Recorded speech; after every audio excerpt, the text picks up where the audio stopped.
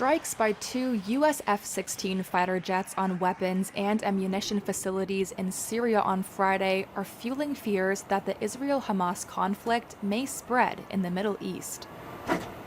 President Joe Biden ordered the mission in retaliation for attacks on U.S. forces by Iranian-backed militia.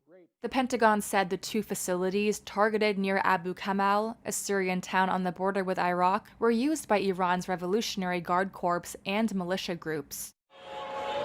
U.S. and coalition troops have been attacked at least 19 times in Iraq and in Syria by Iran-backed forces in the past week.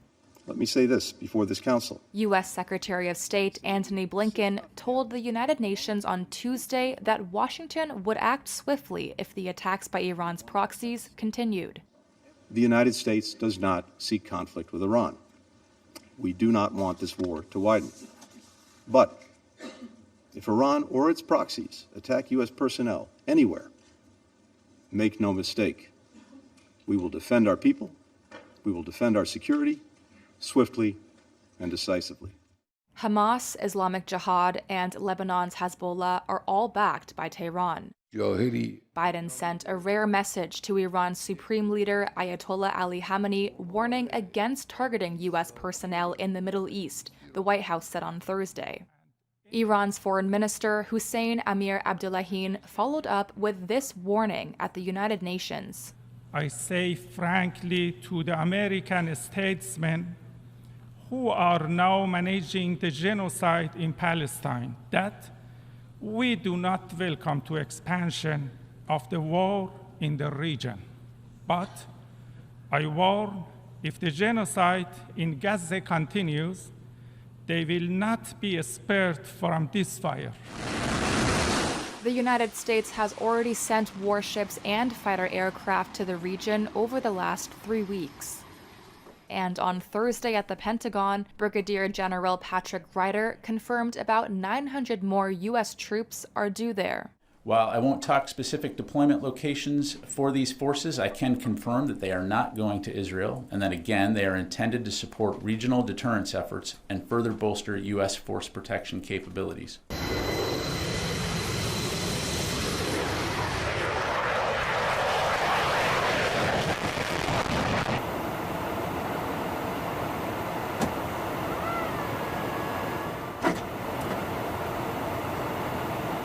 I think the interesting thing with how the Biden administration is framing it is they're calling out the Islamic Revolutionary Guard Corps from go, rather than sort of using a euphemism, proxy groups or something along those lines. They're going straight for the big kahuna right away. I think that's meant to signal, as well as the size, right? In previous instances, they were smaller amounts of airstrikes, and this time I think the number they put it at was 30. That's a little larger than normal. And then if you read the statement a little bit farther, they're signaling that this could go basically for everybody to butt out. The idea is that, the Iranians themselves from the beginning, they've been talking a lot, but they've been playing by, they're not nice rules. We're not exactly playing dodgeball out here, but, they're playing by the rules of the escalation ladder that have been in place with the Israelis since 2006, and it appears with the Americans that have been in place basically since the 2010s.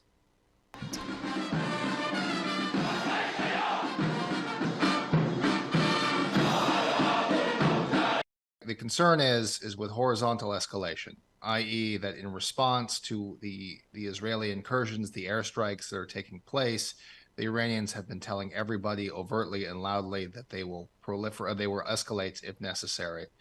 And again, going back to those rules, one of the ways that you can escalate without necessarily risking getting your teeth kicked in, if you're the Iranian leadership, is by doing they're harassment attacks, small indirect fire, but, for the troops at the other end, they still are not pleasant. The reason why I give credence to the fact that the Iranians may have been caught off guard is the very same reason that we didn't see the types of indirect fire attacks that we're seeing now. They had de-escalated the situation in line with the widely reported discussions with the Biden administration around the prisoner swap.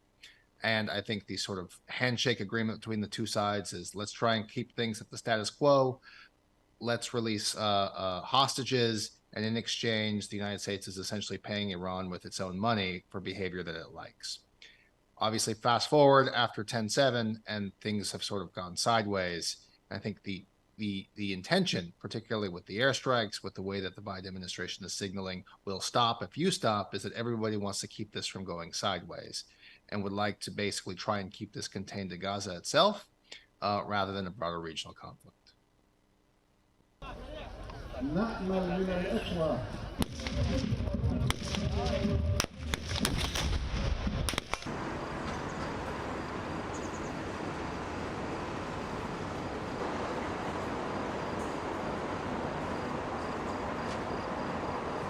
If I had to guess, right, is that both sides, the Israelis and the Iranians, don't actually want to break the rules. Why? Because the Israelis are going to need that manpower down in the south for when they invade Gaza. Whatever you think of the invasion, the Israelis keep telling us they're going to invade, so I just tend to believe leaders when they say things.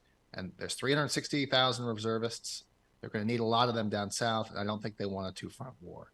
And the Iranians, they like to do the hold me back, hold me back, hold me back, but how would they possibly be able to escalate without risking sort of severe and significant destruction of their infrastructure in southern Lebanon out to Syria? And so the rules, again, these are not nice rules, appear to be holding. But of course, leaders make dumb decisions all the time. And so tomorrow they could wake up and feel like they have to go big, the Iranians or the Israelis, and then you risk these sort of unintended escalation or intended escalation that locks the two sides into a much larger conflict that perhaps neither wants but may want tomorrow. That's been in civil war, remains at civil war. Its government, while sort of locked in place and externally guaranteed by the Iranians and the Russians, can't under any circumstances basically retake all of the entirety of its country. It's too weak. It's an economically calamitous position. But of course, sometimes you have to do the hold me back routine a little bit as well. And so they may try and bandwagon or hide behind somebody and say, I'll try and punch you in the nose so long as you just sort of play by the rules. And so my guess is that they want to stay as far away from this as possible while doing the bare minimum to sort of fly the flag of the axis of resistance.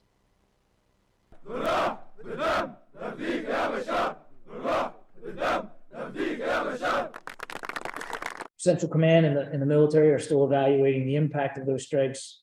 But I would just remind you that the purpose for those two sites that we targeted was to have a significant impact on future IRGC and Iran-backed militia group operations. It went right at storage facilities and ammo depots that we know were being used to support the work of these militia groups, and particularly in Syria.